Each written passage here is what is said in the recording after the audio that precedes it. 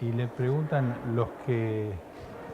a quienes les consultan es a los dos libretistas más famosos de la televisión argentina de los últimos años, que son Maestro y Weinman, que son los que han hecho todos los grandes éxitos de la televisión argentina de los últimos 30 años. Y entonces ellos dicen, porque sacaron un libro que se llama 36 años de historia. 36 años de historia. Y entonces le preguntan si cambió el sistema en materia de ficción. Y dice, sí, en relación a la televisión hay algo que cambió en forma sustancial. No existe la voz que identifica al autor. Los programas carecen de ella. Hoy los programas no tienen identidad en ese sentido. Diría que tiene que ver con un fenómeno que es nada más argentino y que se produjo en lo fundamental porque apareció la televisión del productor. Ustedes se acuerdan que hablábamos de eso, de cómo ahora el titular creativo de la obra de ficción que se pasa por televisión, la telenovela, ya no es más el autor, sino el productor.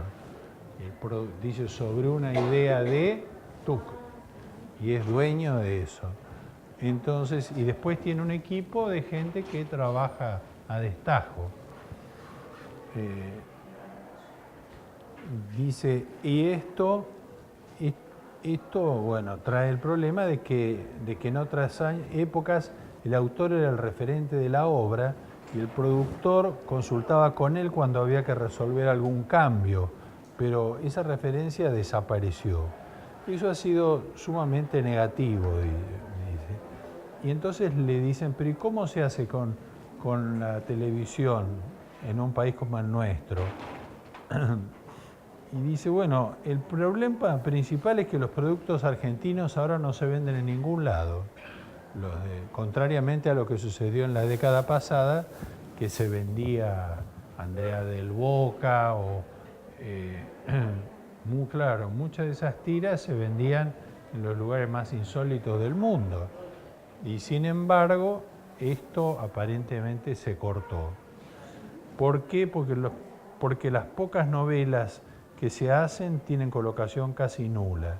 Son productos de cabotaje y eso es sin destino, porque al haber intervenido Estados Unidos en la producción de ficción, que antes no lo hacía porque era muy caro y no le interesaba, entonces los costos del proceso y la inversión que hay en cada una de estas series es cada vez más grande. Y las propias, ahora que aparecieron estas plataformas como Netflix, en esas plataformas ya la inversión es muy grande, pero porque el recupero es muy grande. Netflix está, creo que, en 170 países. Entonces, entre la inversión y la recuperación hay un camino posible. Según él, debería haber un apoyo oficial, como hay en Brasil, porque sin eso es casi imposible continuar. Entonces, es muy curioso. ¿Porque se gasta mucho y no se recupera? Efectivamente, claro. Ya en el cine se gasta mucho y no se recupera. Es decir, en el cine más o menos, en el cine nacional se producen digamos, como una media de 100 películas este año, entre las cuales hay largometrajes, ¿no? Pero de las cuales habrá un 30% que son documentales de sala de 1 hora, de 90 minutos. Pero las películas que cotizan y las que verdaderamente recuperan son no más de 10 de esa cifra, no más del 10%. Y ese 10%, o sea, si no existiera el sistema del impuesto que sostiene la producción, ese 10% de la entrada, directamente serían a pérdida. Nadie haría o ese embudo sería tan chiquito que dejaría nada más que las películas de Darín, de 3 o 4. Sí, todas las preguntas son pertinentes. La que yo me hago muchas veces es con un país de 14 millones de habitantes como tenía la Argentina en los años 40, se hacían películas que eran comerciales, que daban mucho dinero y que además salían al mundo iberoamericano. ¿Cómo hacían la cuenta? ¿Por qué salía? Bueno, salía porque la gente iba mucho al cine, porque la concurrencia era enorme. Eran salas de 1.000, 1.200 espectadores que hacían 3 funciones diarias. O sea, había un movimiento. El mercado interno era muy poderoso. Y la televisión se fue comiendo eso hasta que vino el cambio del sistema de distribución. Ahora, lo que vos decís, por ejemplo, en muchos momentos en el Instituto de Cine se le agregó como un servicio de asesoramiento a los directores, sobre todo a los productores, para pensar en búsqueda de mercados, para hacer estudios de mercado. En algún momento el sello Aries, en el que estaba Olivera, y que era un sello muy importante, Aries Cinematográfica, filmaba más o menos unas 4 o 5 películas por año acá en la Argentina, pero ellos hacían una película de autor y 4 del Gordo Porcel y de Olmedo. Entonces las de Olmedo sustentaban la pérdida de la otra. Es decir, eso sí era un pensamiento razonablemente instalado en lo comercial. Así que si un cine, el caso de Estados Unidos se ve con toda claridad. ¿Quién es el único autor en Estados Unidos que filma sin pensar si va a ganar o no va a ganar? Woody Allen, claro. Woody Allen es el único que tiene montado un sistema. Claro, bueno, porque ahí ya se le empezó a acabar el negocio también y se hizo pagar.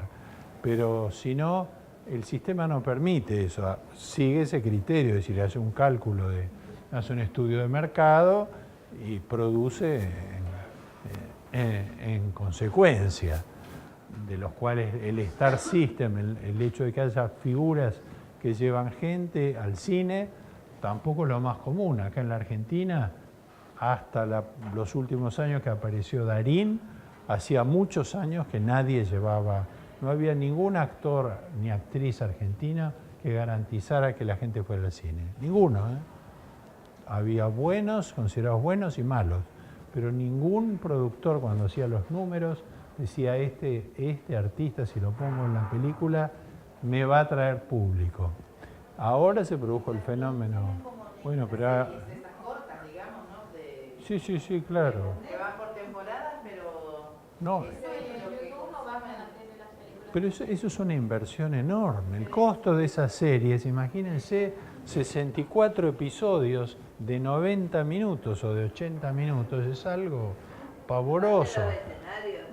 Es una escala de entretenimiento, porque en definitiva eso es gigantesca realmente, ¿no? Pero lo que es curioso es que, bueno, todo el mundo está tratando también acá de hacer series o de hacer versiones como la que a lo mejor algunos de ustedes vieron de la película de Neruda, que tenía una versión de sala y ahora está en Netflix como serie. O sea, está dividida en no sé cuántos episodios, la misma película, porque se aprovecha todo lo que se filma, se edita de otra manera y se le saca el jugo de ese modo. La película completa. No, pero está en serie, está en episodio.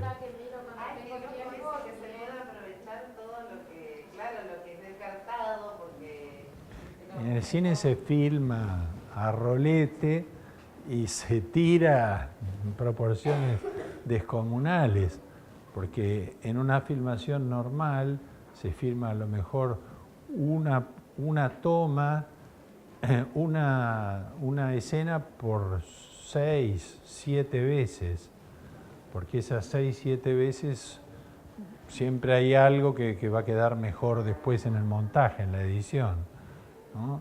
Pero entonces calculen la cantidad de lo que se filma más todo aquello que dentro de la edición, cuando viene el momento de editar, el director considera que no agrega ni quita y lo quita, ¿no? Es decir, lo más difícil justamente o se pasa del tiempo, porque el tiempo está regulado, el tiempo de las películas, ahí hay una clara incidencia de lo industrial y comercial con respecto al producto artístico.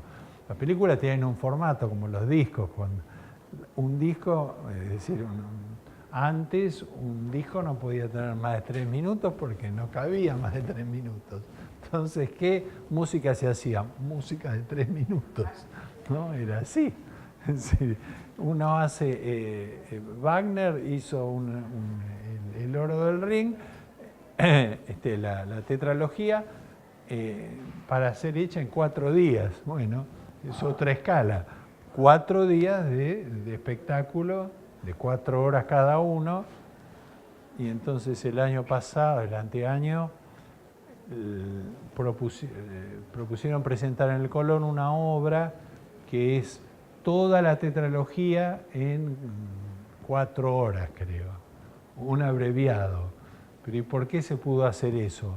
Porque la puestista en escena, la que había inventado esa síntesis, era la heredera de los derechos de Wagner.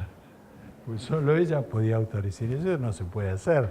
La obra dura lo que dura, ¿no? Como fue registrada, ¿no? Bueno, entonces, siempre en eso, al hablar de industria, de contenidos, o como ustedes quieran llamarlo, o culturales, siempre se va a estar pensando en este proceso, ¿no? De creación, producción, distribución y consumo, con la diferencia, como hablábamos en otras veces, de que es una industria en la cual la creación, es decir, la oferta, no depende de la demanda. El creador crea porque le parece, y entra en el sistema de producción si el sistema de producción considera que puede convertirse en un producto industrial, en una mercancía. Si no lo cree, bueno, ahí quedó. Entonces, por consiguiente, en esta etapa de creación, contiene millones de proyectos. Pero también es verdad que la creación muchas veces es inducida a la manera de el encargo. Si se le encarga a un artista una determinada obra, cosa que puede suceder, que lo haga un teatro, que lo haga un estudio, bueno, esa persona hace una obra de determinadas características. Viene el bicentenario de la independencia, ¿no? Entonces se le encarga, se hace un encargo a un artista para que haga una película, para que haga, como pasó con la televisión pública, que hicieron el cruce de los Andes, hicieron la otra. Bueno, esos serían los únicos casos en los que se parte de la idea realmente como motor de una producción. Si no, por lo general es la oferta de esas ideas que andan dando vuelta y que van generando que se movilice todo el resto del proceso. Y con el libro, que es lo que vamos a hablar hoy, un poco pasa lo mismo.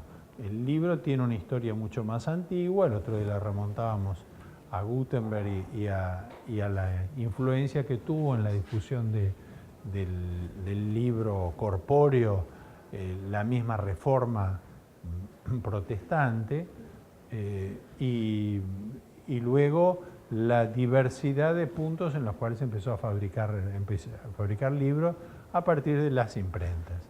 Pero yo les quiero hablar especialmente del caso del libro en América Latina y particularmente el libro en Argentina, en el mundo iberoamericano. Hay un escritor español que lo llamó el mundo de la Mancha, o sea, los lectores del Quijote, los lectores del Quijote que hay en el universo. En este caso, los 3 grandes centros de producción de libros de la industria editorial, por lo menos en el siglo XX, han sido España, México y la Argentina, de los cuales España tuvo un momento de gran decaimiento, que fue la guerra civil y los años que siguieron a la guerra civil. Y la Argentina tuvo una época de gloria que fue de los años 30 a los años 60. Hay que tener en cuenta que el libro, principalmente desde el punto de vista industrial, es el libro escolar. La base de la industria es el libro escolar. Entonces esos libros que tienen contenidos determinados, porque también están referidos a realidades nacionales, no son tan universales como otros libros, como la ficción o como... Esos libros, sin embargo, son los que sustentan y sustentan la industria como tal. Y muchas veces es el Estado el que se convierte en el principal cliente del libro, porque es el que encarga, compra esa cantidad de libros en cantidades inmensas, ¿no? En el caso de México, la Revolución Mexicana, igual mañana vamos a charlar un poco de eso, pero la Revolución Mexicana en 1910 se planteó como un objetivo central el salir del analfabetismo, sacar a las masas campesinas para integrarlas socialmente en un proyecto vinculado al libro, a leer. Entonces, eso fue sobre todo el ministro José Vasconcelos, que fue un gran pensador mexicano, un convencido de la importancia de la cultura americana, la cultura latinoamericana, como aporte al mundo. Y fue él mismo el que desarrolló una campaña, sucesivas campañas, desde los años 30, para comprar libros y regalarlos directamente, el libro gratuito, entregarlo. Parece que eran unos libros verdes que tenían todos los libros de texto para empezar, de que necesitara un estudiante, y luego también los libros, aquellos libros de la literatura universal. Fíjense que al final de la vuelta de ese siglo, Cuba, cuando asume la revolución, adopta un poco la misma posición, es decir, empieza a editar aquellos libros, primero todos los libros de texto, que naturalmente son gratuitos, y después todos los libros de ficción que tienen derechos vencidos por lo general, o que no, y entonces esos libros no valían nada, valían monedas los libros en Cuba. Y Cuba, habiendo sido un país agrícola y por lo tanto con población campesina, tenía también un analfabetismo fenomenal. Bueno, en el caso de México, él con esas campañas, esas campañas desde el Ministerio de Educación, fue las que después llevó adelante en forma sistemática el gobierno mexicano. El gobierno mexicano es el que ha tenido la política cultural más sostenida a lo largo del siglo XX y hasta la actualidad de todos los países de América. En todos los otros países fueron políticas episódicas. Aquí la revolución se fijó de entrada que tenía que llevar adelante una política cultural para sacar a las masas desheredadas de su situación y provocar la inclusión dentro de la sociedad. Incluso fortalecer la aparición de una incipiente clase media que comenzó a surgir y solucionar en la medida de lo posible el problema del multilingüismo. Claro que en México es inmenso, es decir, en México hay muchísimas lenguas vivas que emplean no solo los de Chiapas, sino en muchísimos otros lugares de ese inmenso país que hoy tiene, creo que 140 millones de habitantes. Entonces, el problema del multilingüismo y el problema de la inclusión social, y el tercer problema al que atacaron ellos con esta política educativa vinculada al libro, fue el de la identidad, porque México, después de haber sido la colonia más rica y más importante de toda América española, pero por lejos. Todo lo que producían todas las demás no sumaba lo que producía México durante los 3 siglos de la ocupación española.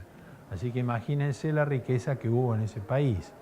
Y sin embargo, al haber sido el primero que sufrió el efecto de la llegada de los españoles, también fue el primero que sufrió la aplicación de un sistema organizativo absolutamente atrabiliario que venía de la Edad Media.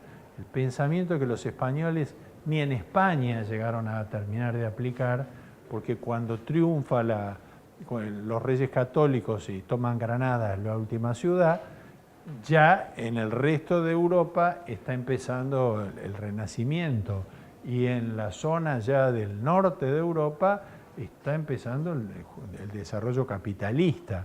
O sea que ni siquiera España va a tener un sistema tan rígido en el latifundio y en la servidumbre, que fue lo que hizo que esas poblaciones fueran bestias de carga durante siglos, y que cuando llegó la revolución estaban en esas condiciones. Entonces este trabajo sobre el libro lo llevó a tener más o menos en la actualidad casi el 50% del mercado del libro.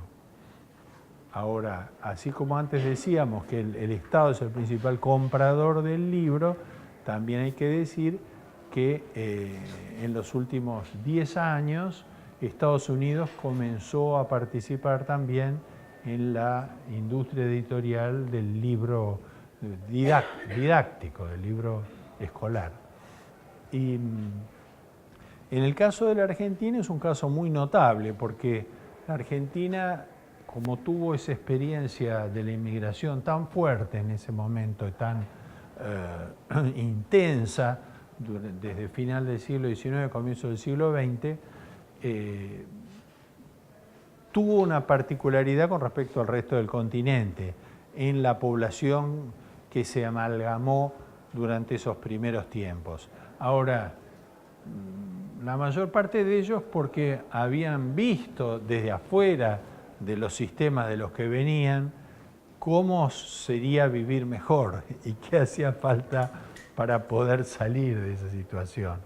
Porque no era lo que había soñado Alberdi ni Sarmiento, que era que fueran relojeros suizos los que venían, los que aparecieron en la Argentina, en el Río de la Plata, sino que eran poblaciones justamente agrícolas y tan analfabetas como los analfabetos nuestros.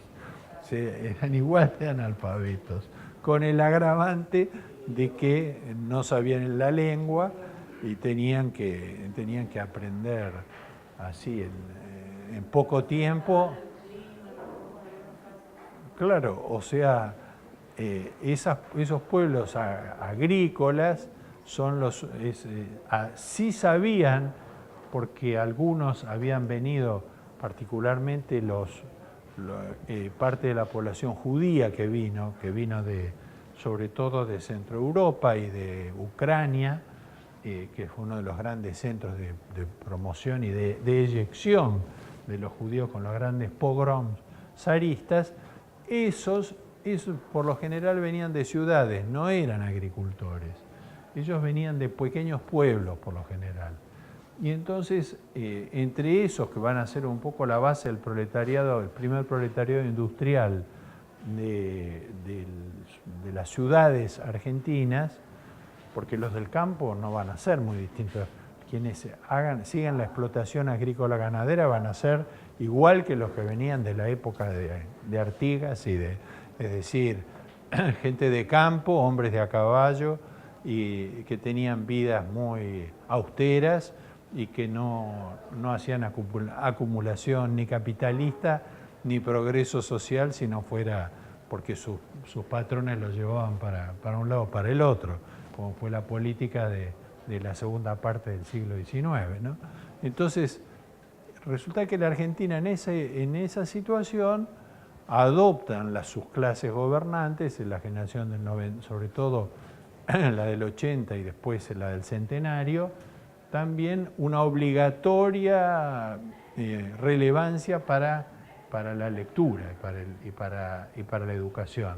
Primero Sarmiento, después, y después en adelante, todos los gobiernos hasta la década infame, hasta el año 30, van a tener un modelo educativo muy, muy fuerte que va a promover el libro.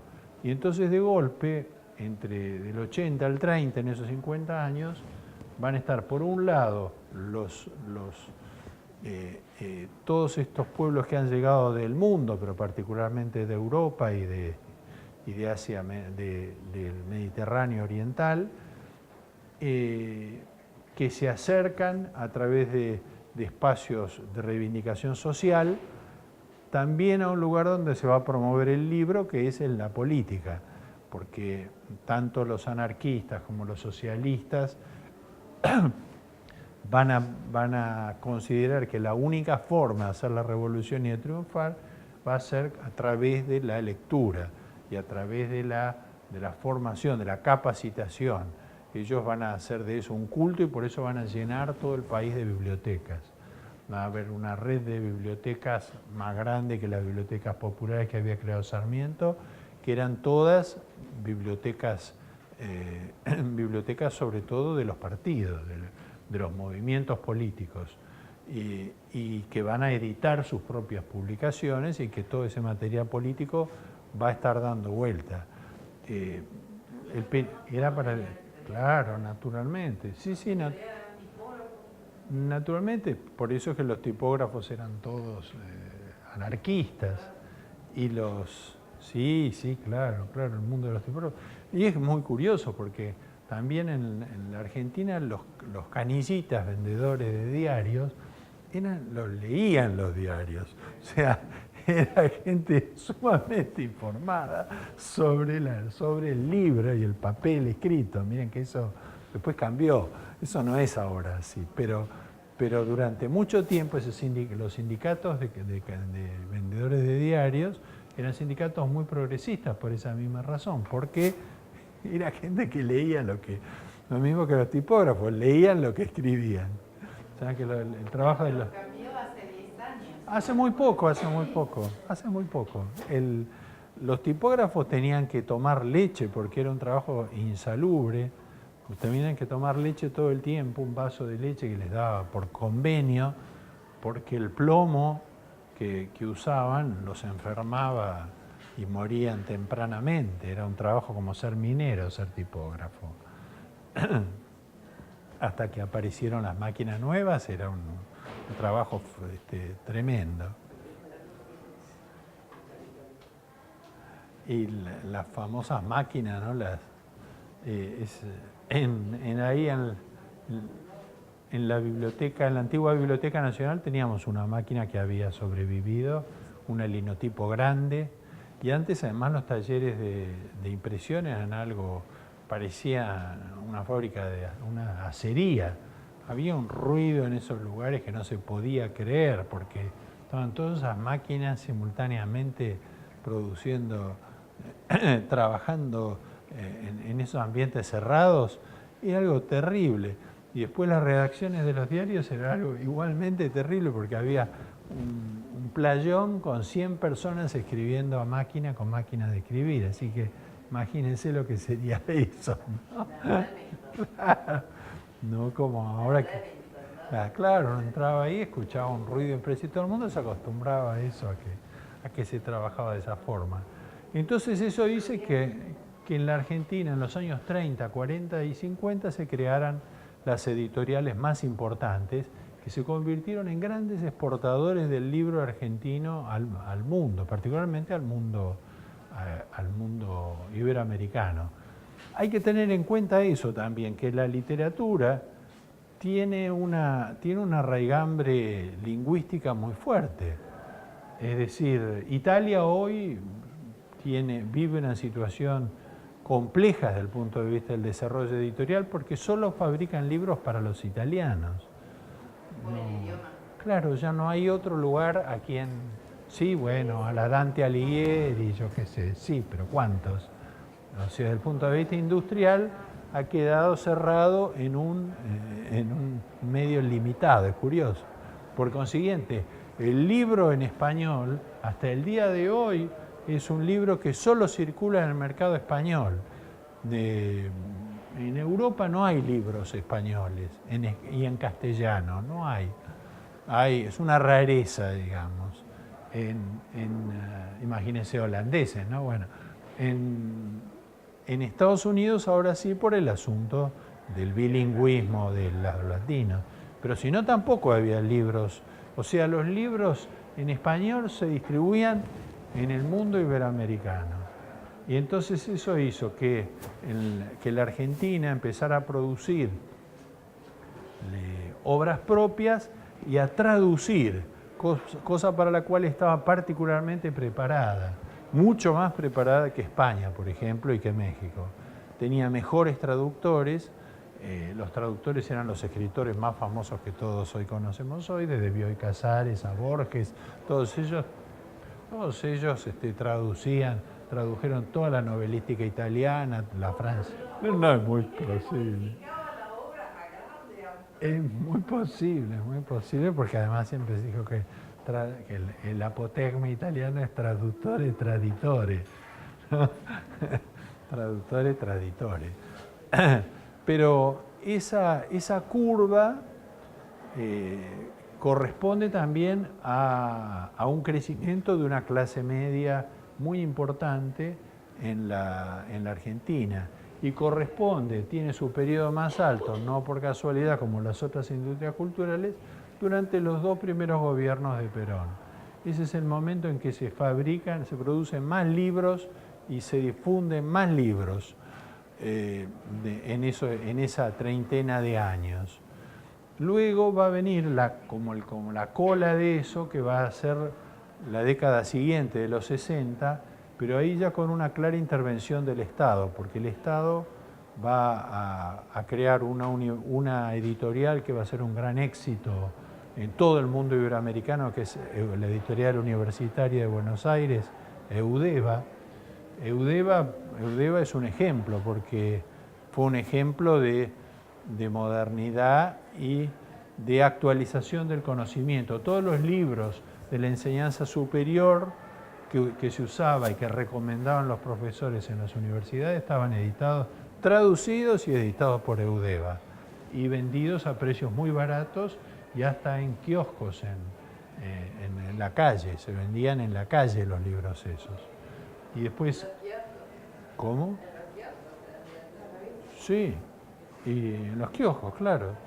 Y después, como experiencia comercial paralela, fue la del Centro Editor de América Latina, que eso lo sacó alguien que había estado en la creación de Eudeva, Boris Spivakov, y él hizo también una experiencia que duró unos años más con respecto a esto, con respecto a la posibilidad de hacer libros que se vendieran no fuera de las librerías, que se vendieran en los kioscos en la calle, y sobre literatura universal, temas científicos, y se vendían a rolete, se vendían en grandes cantidades y eran a precios muy accesibles. Sí, Centro Editor era argentino. No, el Centro Editor era argentino. Todavía subsiste, ¿no? Eudeva sí. Eudeva tuvo periodos, claro, altibajos terribles y reapareció hace unos pocos años. Tiene pocos puntos de venta y un catálogo reducido y que desgraciadamente no reprodujo todo lo que había, que era un catálogo gigantesco, ¿no? Y eso también tuvo un valor muy especial en América Latina y en España, porque esos libros no se estaban traduciendo allá y muchos estaban prohibidos en España. Entonces, aquellos libros prohibidos se fabricaban en la Argentina y se exportaban, ¿no? Que es un fenómeno muy curioso. Y este proceso en realidad está como muy imbricado con la historia argentina latinoamericana y española de ese tiempo. Si ustedes lo piensan en una línea de tiempo, van a ver que la guerra civil es del 36 en España, ¿no? Del 36 al 39, ¿no? En México, la Revolución Mexicana es del año 10 al 19 prácticamente, y en la Argentina el golpe de Uriburu es en el año 30, empieza todo un periodo de incertidumbre, en el 45 al 55 es el gobierno peronista, luego viene la revolución militar, en el 58 Frondizi, y este es un poco el final de todo ese proceso. En este caso, es decir, acá hubo un crecimiento exponencial que fue digamos, así, ¿no? Que culminó en este momento. Porque acá sí metieron la mano, empezó a producirse el hecho de la censura, la persecución. Ricieri Frondizi, que era el hermano, había sido rector de la universidad, lo mataron, es decir, que ya empezó a intervenir la política muy negativamente. Y en España, bueno, acá viene todo el proceso de las diversas degradaciones de la política argentina hasta llegar al 73. Del 73 hay que calcular el 76, donde se produce la tragedia. Esto dura hasta el 83, y entonces recién acá empieza la última etapa, en la que va a estar los años 90 y el 2000. Ahora miren lo que pasa. En España, mientras tanto, todo este periodo, la industria editorial va a producir títulos limitados, solamente libros de texto prácticamente, y muchas cosas que se fabricaban para exportar. El libro era una cosa rara y peligrosa en España, a pesar de que se hicieron campañas también de alfabetización después de la guerra, en tiempo de Franco. En tiempo de Franco se hicieron campañas de alfabetización. Tengan en cuenta de todas maneras que una campaña de alfabetización como la que hicieron los cubanos o como la que hicieron los nicaragüenses, las hicieron en 3 años, 4, no en 2 generaciones, ¿no? O sea que cuando hay voluntad se puede alfabetizar muy rápidamente. Pero después lo que pasa es que la vida tiene que tener que ver con eso, la vida que se desarrolla. En México, después de la Revolución, vino todo un periodo muy complejo, ¿no? Porque están las grandes rebeliones populares por la tierra, que es el caso de Emiliano Zapata y Pancho Villa, Francisco Villa, y finalmente viene una pacificación. Una pacificación. Acá hay un conflicto también religioso muy importante porque el Estado se va a pronunciar socialista y va a perseguir al clero, le va a quitar todas sus propiedades al clero, y eso genera una guerra civil de proporciones que dura como 6 años, que se llama la Guerra de los Cristeros, donde peleaban los cristeros, porque peleaba el pueblo porque los dejaran practicar la religión católica.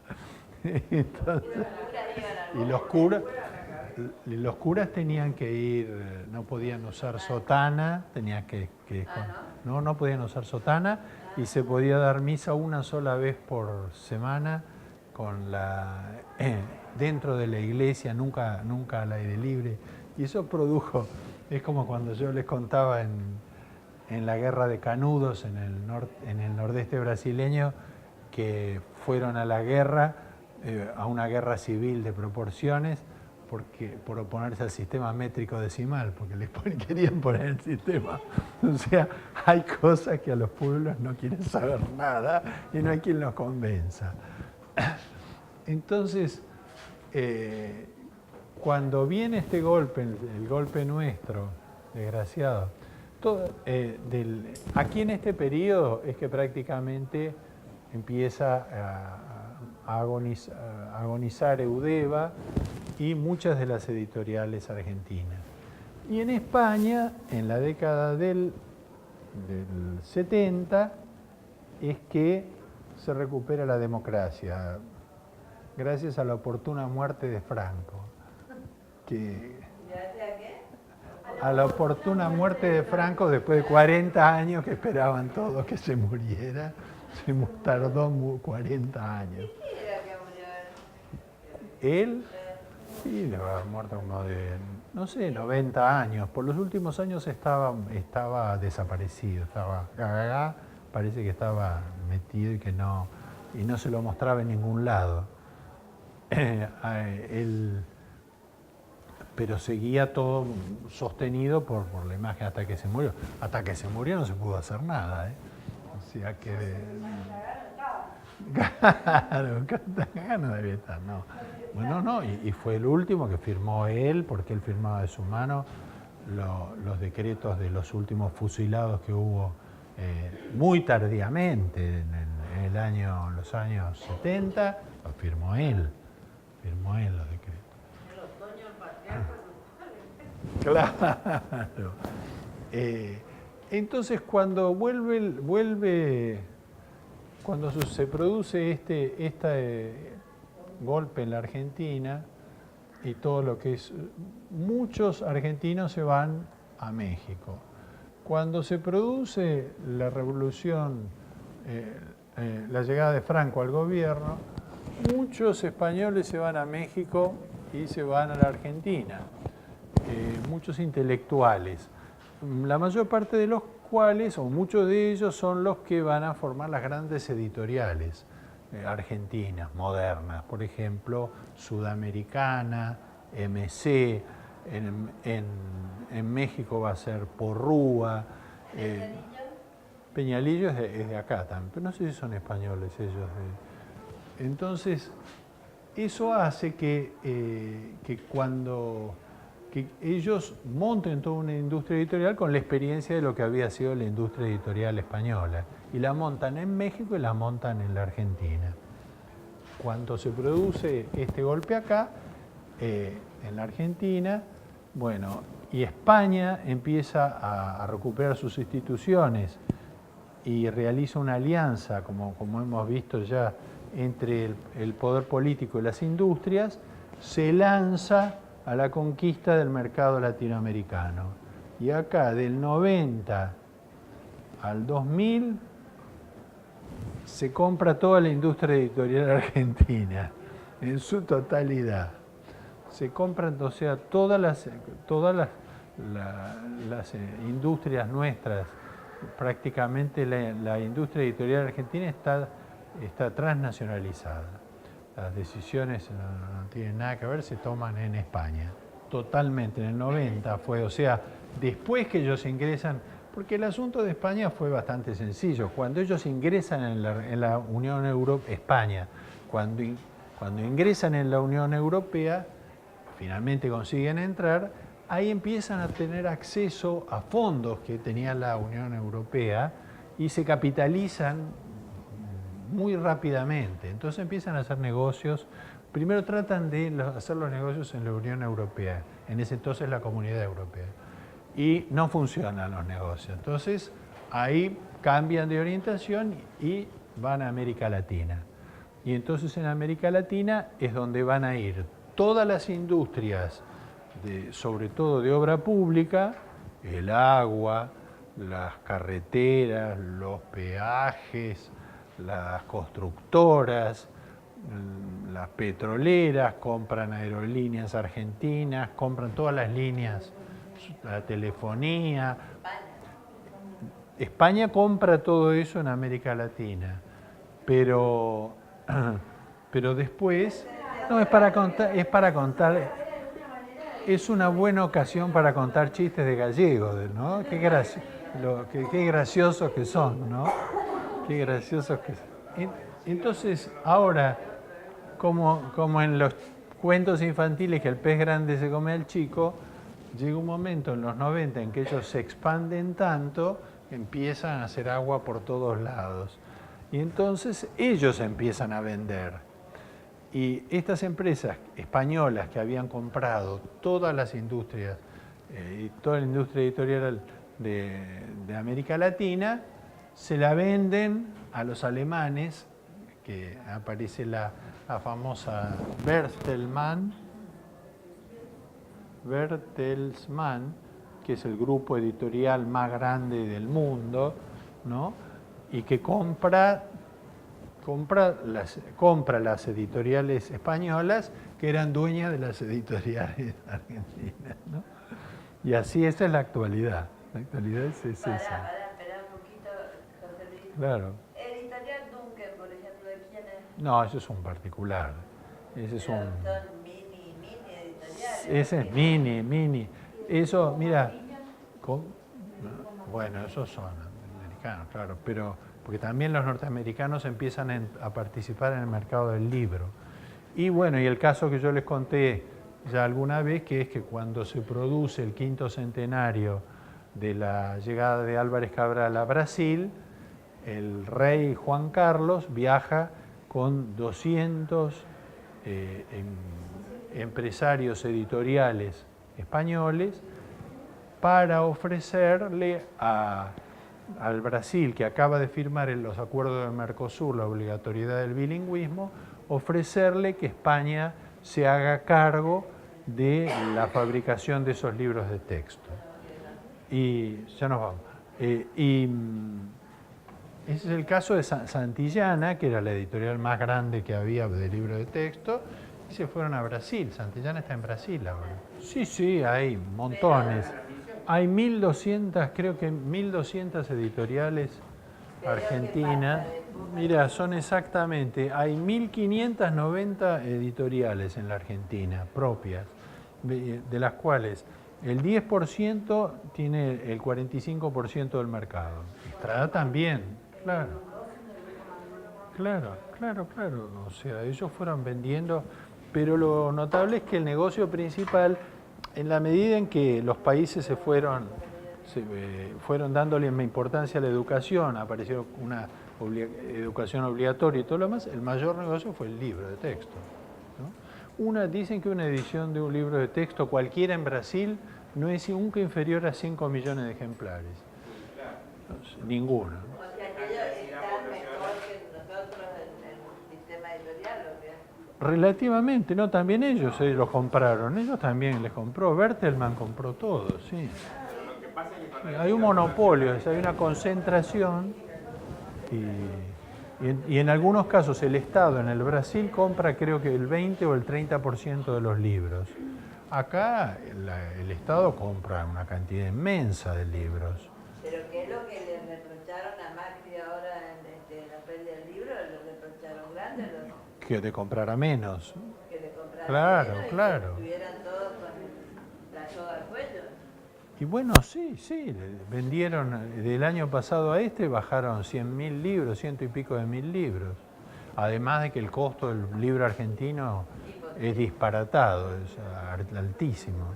Los libros los de derecho, esos libros, los de medicina, bueno, los libros cuestan, son imposibles, sí. Bueno, gracias. Mañana les digo las preguntas que les hago con respecto a esto.